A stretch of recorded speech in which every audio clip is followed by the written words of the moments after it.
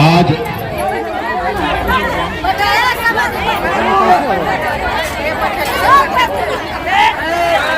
देखकर आज हम लोग आज आपके जिला में पहुंचे हैं। आज इस कार्यक्रम में उपस्थित हमारे वीआईपी पार्टी के राष्ट्रीय अध्यक्ष श्री संतोष साहनी जी, वीआईपी पार्टी के जिला अध्यक्ष श्यामानंद सिंह निषाद जी, जिला प्रभारी सुरेश बालदार जी, युवा जिला अध्यक्ष रणधीर कुमार जी, अनिल मुखिया जी, प्रखंड अध्यक्ष रानीगंज कपिल मुखिया जी, विनोद मुखिया जी, अर्जुन बालदार जी, निषाद जी, ओम प्रकाश चौधरी जी, राजेश बहादार जी, अरुण मुखिया जी, दिलीप मुखिया जी, राजकुमार शाह जी, सिकंदर कुमार सुमन जी, प्रोफेसर मंत्रलाल मंडल जी, हमारे सुपौल जिला के जिला अध्यक्ष भाई वीरेंद्र जी, अर्जुन मुखिया जी, वीआईपी पार्टी के वरिष्ठ नेता हमारे गिरधारी जी और तमाम हमारे वीआईपी पार्टी के वरिष्ठ नेतागण, इस सभा में उपस्थित बड़े संख्या में माता बहन नौजवान साथी, सभी सम्मानित गार्जियन, सभी को सन ऑफ मोल्ला मुकेश सहनी की ओर से नमस्कार प्रणाम। साथियों, ये निषाद आरक्षण संकल्प यात्रा लेकर हम लोग आपके बीच में आए हैं। ये संकल्प यात्रा 25 जुलाई से पटना से निकली हुई है। ये यात्रा 101 दिन का यात्रा है और ये यात्रा 3 राज्य में यूपी, बिहार, झारखंड में हम लोग पहुंच रहे हैं और तकरीबन 3 महीने के आसपास में हम लोग पहुंच चुके हैं। अभी भी 10 दिन का यात्रा बाकी है। इस यात्रा का एक ही मकसद है कि अपना हक अधिकार लेना। हमारे लड़ाई का एक ही मकसद है कि निषाद समाज को उनको मान सम्मान अधिकार मिले। हम चाहते हैं कि निषाद समाज को आरक्षण मिले। जैसे बंगाल में आप जाइएगा तो निषाद समाज के सभी उपजाति, चाहे बीद बिल्दा, नुनिया, मला, चाहे तियर, बनपर, गोरी, तमाम निषाद समाज के सभी उपजाति को एससी का आरक्षण मिला हुआ है। आप दिल्ली चले जाइएगा तो दिल्ली में निषाद समाज के सभी उपजाति को आरक्षण मिला हुआ है। लेकिन अगर आप बिहार में रहिएगा तो यहाँ पे आरक्षण नहीं है। इसलिए साथियों, आरक्षण हमारा भीख नहीं है, आरक्षण हमारा अधिकार है। आप ही बताइए, ये देश एक है, देश के संविधान एक है, देश के चलाने वाला प्रधानमंत्री एक है, देश के गृह मंत्री एक है, फिर हमारे साथ भेदभाव क्यों? जब हमारे एक भाई को बंगाल में आरक्षण है तो बिहार में क्यों नहीं? जबकि बिहार, बंगाल, उड़ीसा, झारखंड पहले ये एक ही राज्य हुआ करता था। लेकिन राज्य बंटवारा होने के साथ साथ आज कहीं ना कहीं हमारा हकमारी हुआ है। तो इसके लिए साथियों, अगर इस आजाद भारत में अगर सर उठा के जीना है, अगर मान सम्मान अधिकार के साथ जीना है, तो इसके लिए मात्र 2 काम करना पड़ेगा। एक, आप एक रोटी कम खाइए, लेकिन अपने बच्चे को पढ़ाइए, लिखाइए, काबिल बनाइए। जब तक आपका समाज शिक्षित नहीं होगा तब तक आपका समाज आगे नहीं बढ़ेगा। इसलिए अपनी हर जरूरत को कम कीजिए। आप झोपड़ी में हैं तो झोपड़ी में रहिए, लेकिन आप अपने बच्चे को पढ़ा लिखा के काबिल बनाइए। और दूसरा, अपने अधिकार के लिए संघर्ष कीजिए, लड़ाई लड़िए। जब तक आप अपने अधिकार के लिए लड़ाई नहीं लड़िएगा तब तक आपको अधिकार नहीं मिलेगा। आज बताइए, हमारे पूर्वज भी लड़ाई लड़े थे। ये देश पहले गुलाम था, लेकिन हमारे पूर्वज ने अंग्रेज से लड़ाई लड़ा, पौने 200 साल लड़ाई लड़ा, तब जाके इस देश को आजादी मिला। और उन्होंने संकल्प के साथ लड़ाई लड़ा कि हम देश को आजाद कराएंगे और हमारे आने वाला पीढ़ी जो है वो सर उठा के जिएगा। और इसके लिए हजारों लाखों की संख्या में हमारे पूर्वज ने शहीद हुआ। लेकिन देश तो आजाद हुआ, लेकिन सही मायने में हमें गरीबी से आजादी नहीं मिला साथियों, हमें गरीबी से आजादी नहीं मिला। आज जो हमारा अधिकार है वो नहीं मिला। आज यूपी जाइए, बिहार में घूमिए, झारखंड में जाइए, 137 जिला है।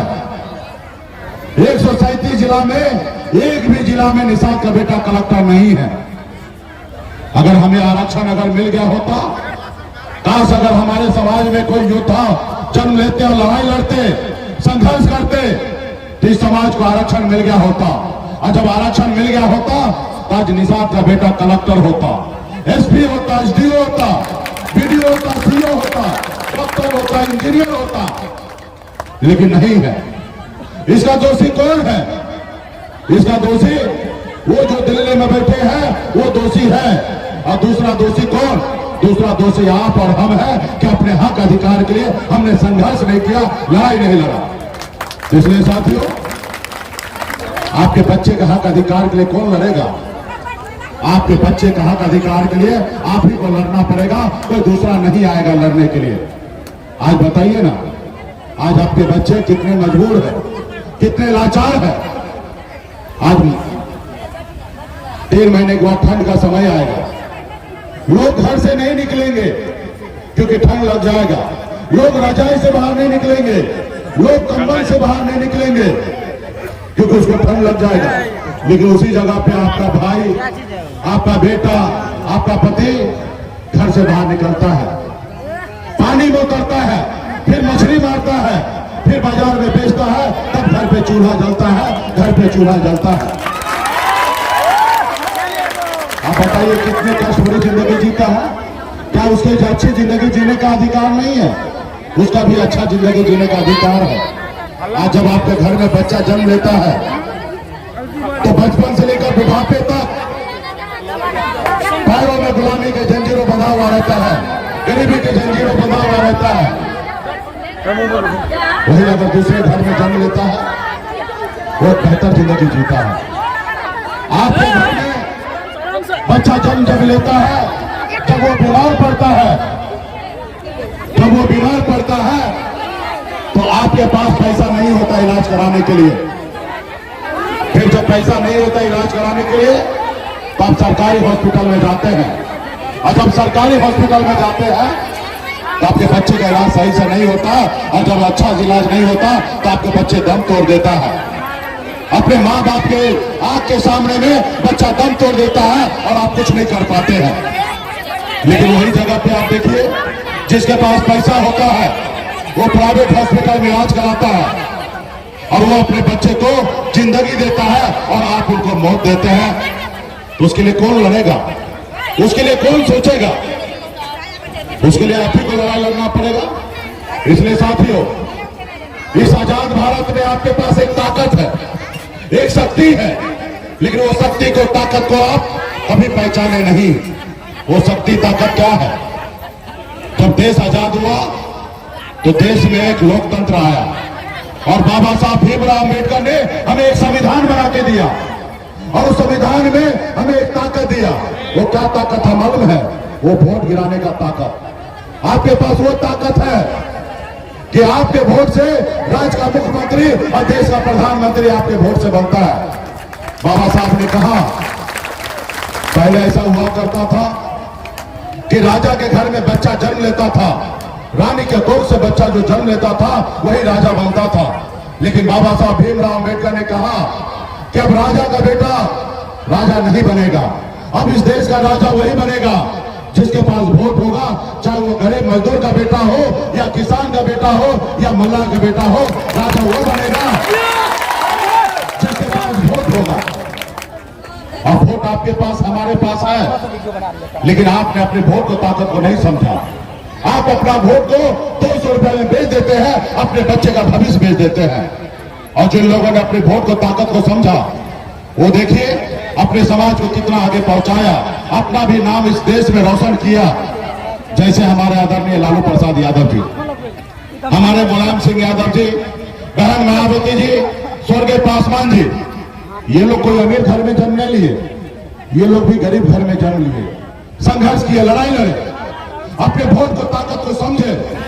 जब लालू प्रसाद यादव जी अपने वोट को ताकत को समझे तो लालू प्रसाद यादव जी ने दल बनाया, और जब दल बनाए तो उनके लोगों ने उनको साथ दिया, उनके समाज के लोगों ने उनको साथ दिया, और जब साथ दिए तो दल को बल मिला, और जब दल को बल मिला तो 15 साल बिहार का मुख्यमंत्री लालू जी थे, और आज भी उनकी सरकार सत्ता पावर में है।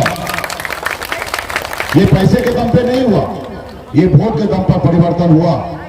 कोई लालू जी या पासवान जी या हमारे मुलायम सिंह यादव जी, बहन मायावती जी, ये लोग कोई अमीर घर में जन्म नहीं लिए, ये भी साधारण घर में जन्म लिए, संघर्ष किए, लड़ाई लड़े, अपने वोट को ताकत को समझे, और जिसका कारण कि 15 साल बिहार का मुख्यमंत्री बने रहे। इसलिए साथियों, वो ताकत आपके पास भी है। जैसे हनुमान जी के पास शक्ति था, लेकिन उनको पता नहीं था कि हम 7 समुद्र पार जा सकते हैं। जब उनको एहसास कराया गया कि हे प्रभु, आपके पास अपरंपार शक्ति है, आप 7 समुद्र पार जाके रावण को लंका जला सकते हैं। जब हनुमान जी का एहसास हुआ तो 7 समुद्र पार जाके रावण को लंका जलाने का काम किया। वही शक्ति पावर आपके पास है, बिहार में निषाद के बेटा के पास है। अगर आप एक पैर पे खड़ा हो जाइएगा, एक साथ हो जाइएगा, तो पटना क्या, हम दिल्ली को कब्जा कर सकते हैं साथियों, दिल्ली को कब्जा कर सकते हैं। सिर्फ इसके लिए संघर्ष करना पड़ेगा। आज मुझे देखिए, मैं भी गरीब घर में जन्म लिया, पिताजी मछली मारते थे, दादाजी मछली मारते थे, ऐसे गरीब घर में जन्म लिया, लेकिन मैंने संघर्ष किया।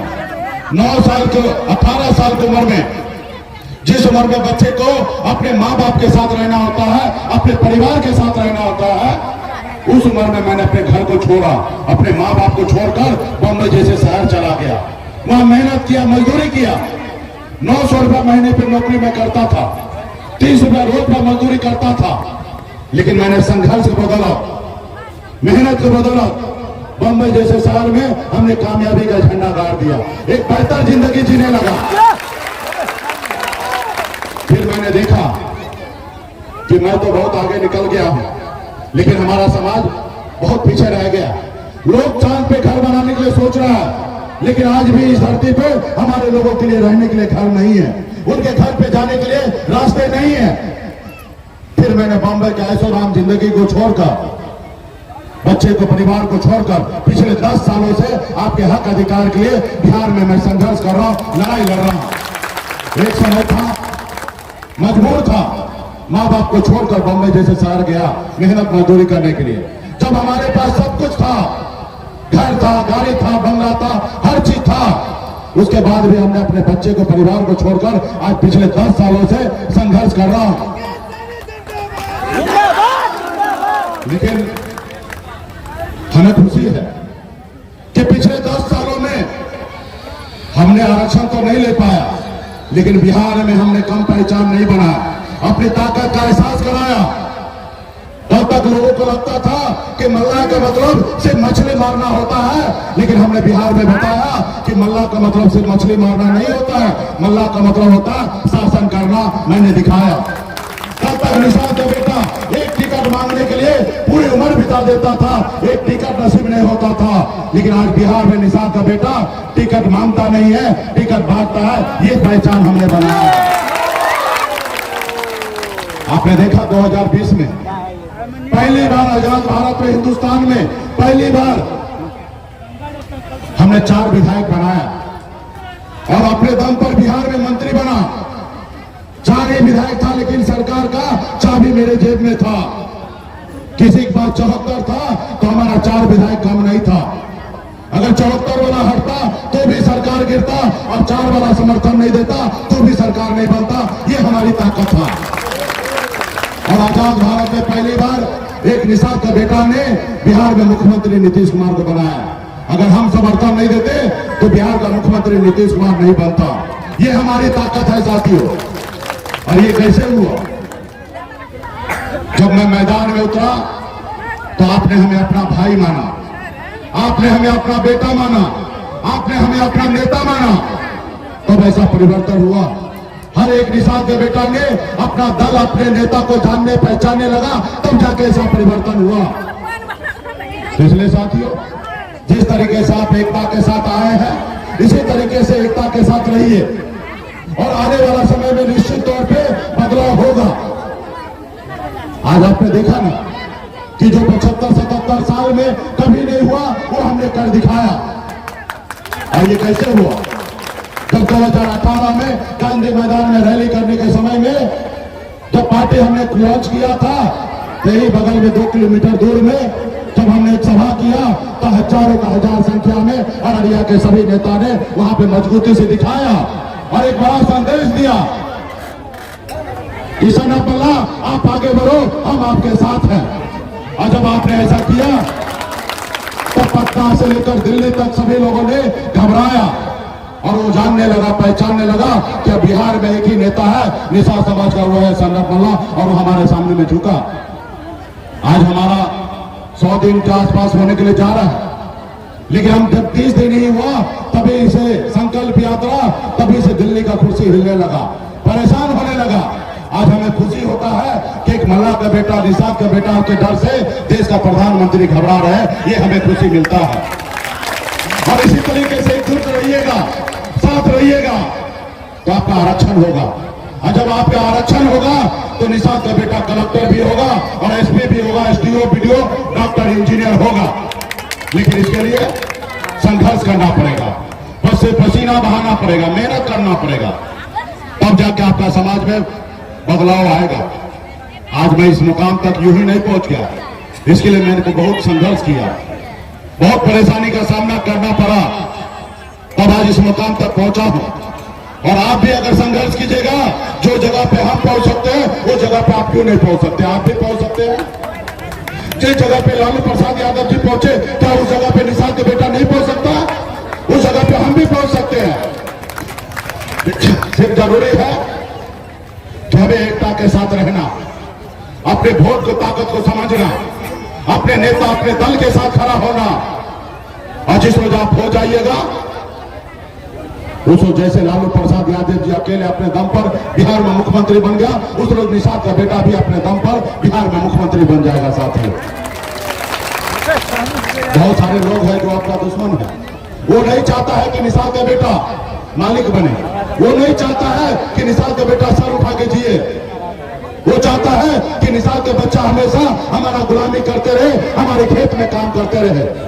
ये निर्णय आपको लेना है कि आप अपना बच्चे को गुलामी कराना चाहते हैं कि सर उठा के जीना चाहते हैं, ये निर्णय आपको लेना है।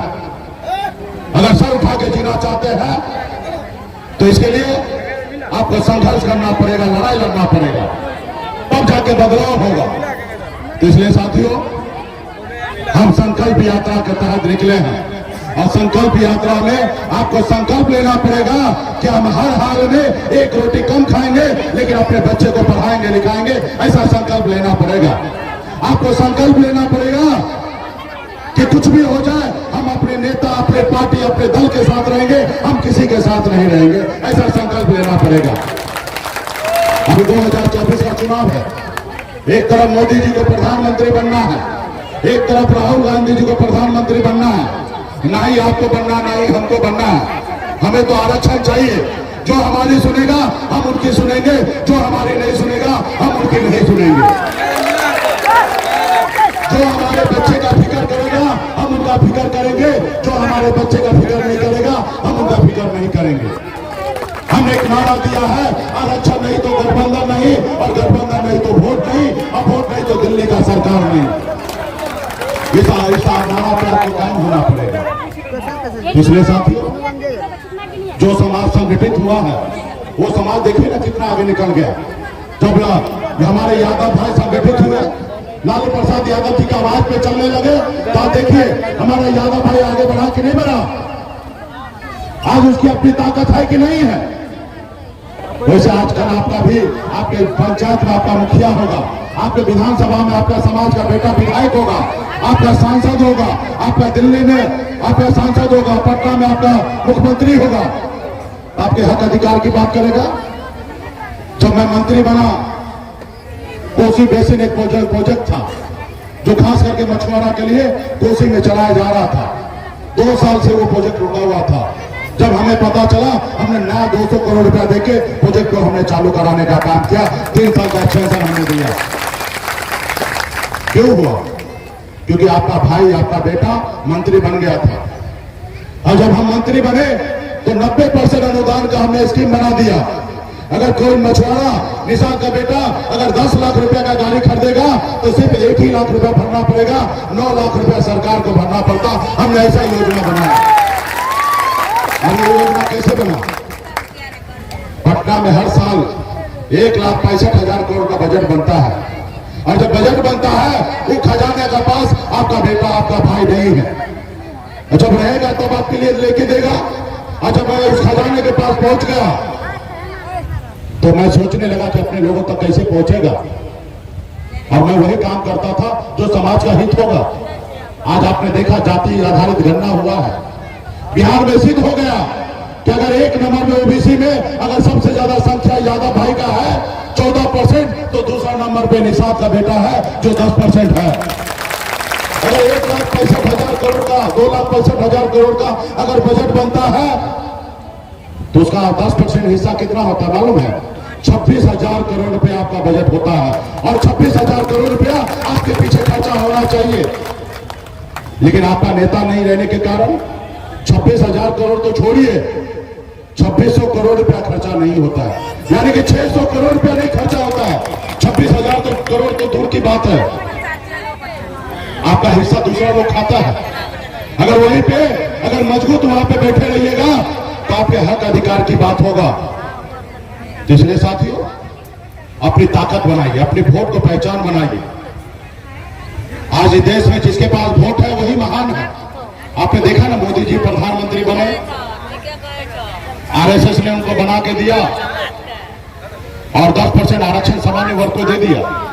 आज बिहार में ब्राह्मण, भूमियार, लाला 8 लाख से कम कमाने वाले लोग गरीब हो गया और उनको 10% आरक्षण मिलने लगा।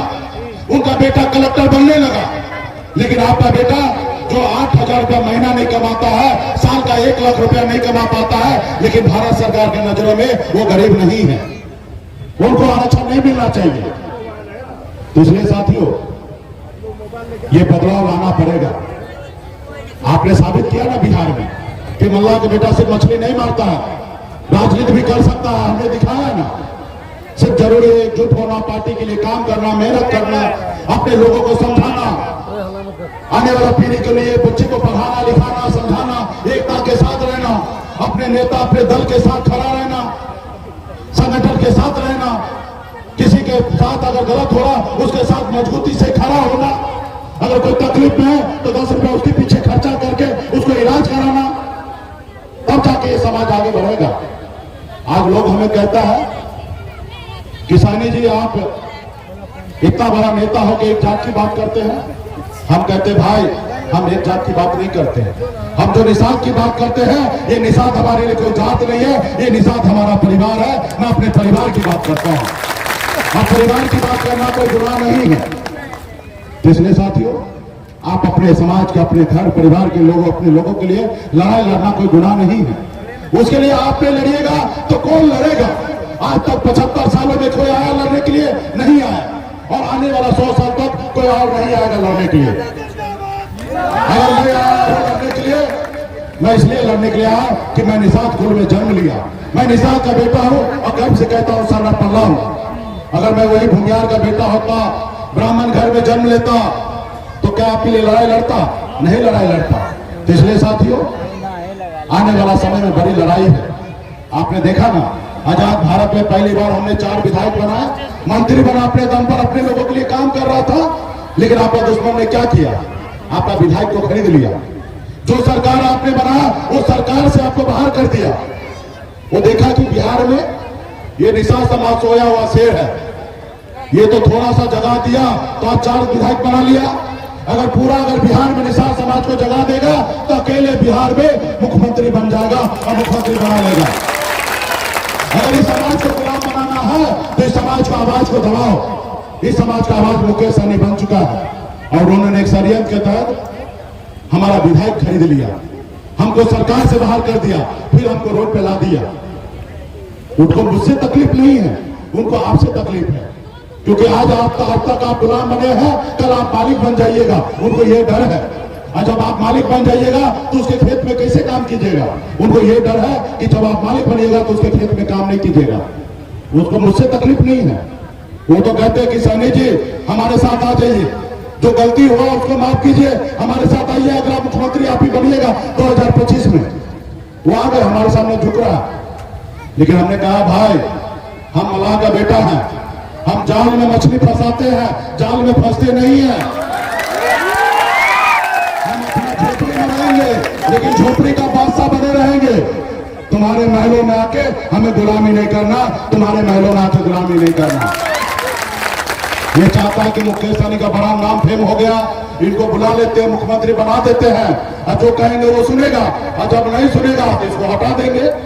तो एक तरफ से जात भी गया, एक तरफ से भात भी गया। तो भाई भात जाए तो जाए, जात नहीं जाना चाहिए।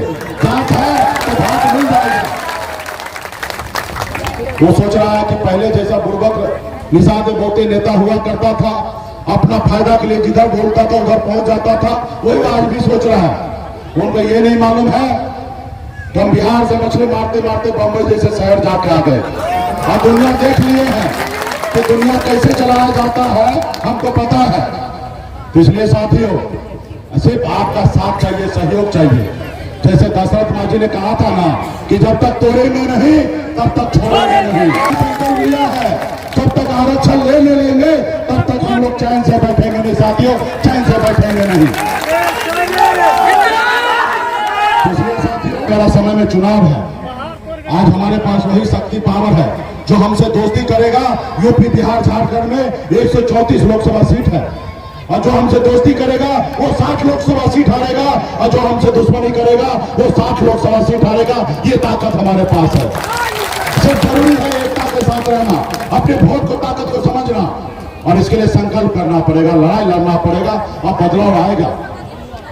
इस साथियों इस देश में जो पैसा से भी बड़ा ताकत जो है वो पावर है। आज आपके पास पावर नहीं होगा ना, थाना पुलिस में मारेगा भी ना कोई जाएगा, तो आप जाइएगा थाना पुलिस जाइएगा ना, थाना में पैसा ले लेगा लेकिन आपका काम नहीं करेगा। वही अगर आपका पावर होगा तो आपको उंगली उठाने के लिए लोगों को सोचना पड़ेगा, आपको उंगली उठाने के लिए सोचना पड़ेगा। तो क्या आप लोग लड़ाई लड़ने के लिए तैयार हैं? अरे भाई पीछे पेड़ के नीचे जो लोग हैं उनसे भी पूछ रहे हैं भाई, क्या आप लोग लड़ाई लड़ने के लिए तैयार हैं? चलिए बहुत बहुत धन्यवाद। यहाँ पे बड़े संख्या में माता बहन नौजवान साथी है, अररिया में जोश है। एक तो हम भी आपसे ओर से क्षमा मांगते हैं कि पटना से बहुत दूर आप लोग हैं, और हमको आने में बहुत दिक्कत होता है, 6-8 घंटा लगता है, और इसी का कारण है कि हम बहुत लेट से आते हैं, 2 साल पे 3 साल पे आते हैं। लेकिन आने वाला समय में क्योंकि बहुत बड़ा प्रेशर है, 3 राज्य का राजनीति हम लोग करते हैं, यूपी बिहार झारखंड में सब जगह जाना आना होता है, आपके इधर कम आना जाना होता है। लेकिन आने वाला समय में हमारा जो अड्डा होगा वो कोसी होगा, और कोसी में हम लोग आने वाला समय में बहुत काम करेंगे। तो इसलिए साथियों आने वाला समय में हम लोगों का आप लोगों से बीच बीच में आना जाना बना रहेगा। प्रभारी भी हमने नियुक्त किया है ब्रह्मदेव चौधरी जी को, वो ज्यादा से ज्यादा समय आपके क्षेत्र में देंगे और एक एक गांव में जाकर संगठन को मजबूत करेंगे। तो आप लोग लड़ाई लड़ने के लिए तो तैयार है, लेकिन लड़ाई के साथ साथ संकल्प लेने के लिए तैयार है कि नहीं? चलिए देखिए, संकल्प इसलिए हम आप लोग को करा रहे हैं क्योंकि दिल्ली वाला जो है ना उसको गलतफहमी का शिकार है। उसको लगता है कि निषाद के बेटा कितना भी चिल्ला ले बोल ले, तो समय आएगा तो इसका समाज का 200 रुपया में वोट दे देंगे। तो आपको बताना पड़ेगा कि हम अपने बच्चे का हक अधिकार के लिए लड़ेंगे, अपना वोट बेचेंगे नहीं, ऐसा बताना पड़ेगा। और जब आप बताइएगा तो वीडियो कैमरा वाला भाई वीडियो बनाएंगे, और ये वीडियो मोदी जी को रात में पहुंच जाएगा, और फिर मोदी जी देखेंगे कि अररिया में निषाद का बेटा माता बहन सभी लोगों ने हाथ में गंगा जल लेकर संकल्प ले लिया है कि हम अपना वोट को नहीं बेचेंगे, अपने पार्टी के लिए, अपने नेता के लिए, अपने समाज के हक अधिकार के लिए लड़ाई लड़ेंगे। ऐसा वो देखेंगे, और जब वो देखेंगे तो घबराएंगे, डरेंगे, और जब डरेंगे घबराएंगे तो जल्दी से जल्दी निषाद का आरक्षण लागू करेंगे। इसलिए सभी जितने भी यहाँ पे माता बहन है, संकल्प लेने का समय आ चुका है। तो जितना भी आपके पास एक गंगा जल का बोतल आया होगा, आप सभी माता बहन सब निकालिए। जो यहाँ है, जो नौजवान साथी है, जहाँ पे भी हमारी आवाज आ रही है, लोग नेता निकालिए, नेता लोग को भी निकालिए भाई, सब लोग नेता लोग को निकालिए, जितने भी निकालिए उनको खोलिए, ढक्कन को खोलिए और हाथ में लीजिए और हाथ को ऐसे ऊंचा कीजिए ताकि वीडियो कैमरा में आए कि निषाद के माता बहन सभी लोगों ने संकल्प ले लिया है कि अपने बच्चे का हक अधिकार के लिए लड़ेंगे। तो सभी लोग निकाल लिए, चलिए हाथ ऊपर कीजिए और जैसे जैसे हम लोग पढ़ रहे हैं ऐसे पढ़िए।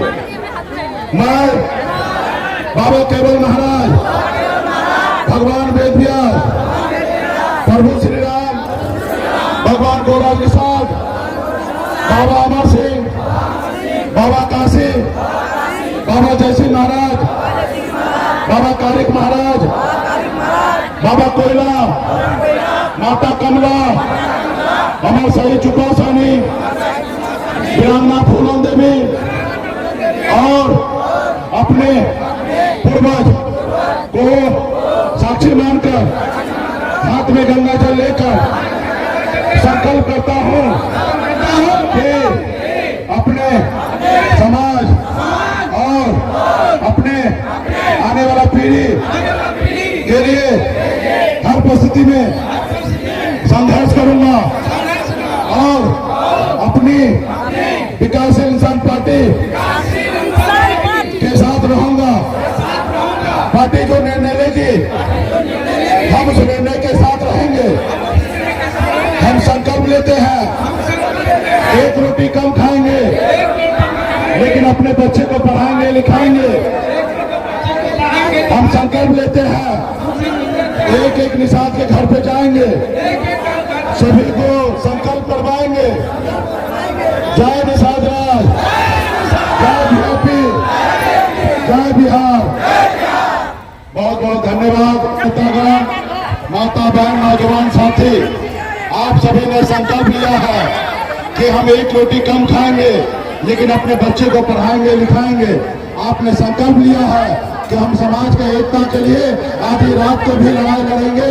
आपने ऐसी संकल्प लिया है और जितने भी नौजवान हैं आपने संकल्प लिया है कि आने वाला समय में एक एक गांव में जाके अपने लोगों को जागरूक कराएंगे और संकल्प कराएंगे। और आपने संकल्प लिया है कि कुछ भी हो अपना वोट को नहीं बेचेंगे, अपना वोट को अपनी ताकत की ओर बढ़ाएंगे और आने वाला समय में आरक्षण लेके रहेंगे। इसके लिए संगठन पार्टी के लिए काम करेंगे।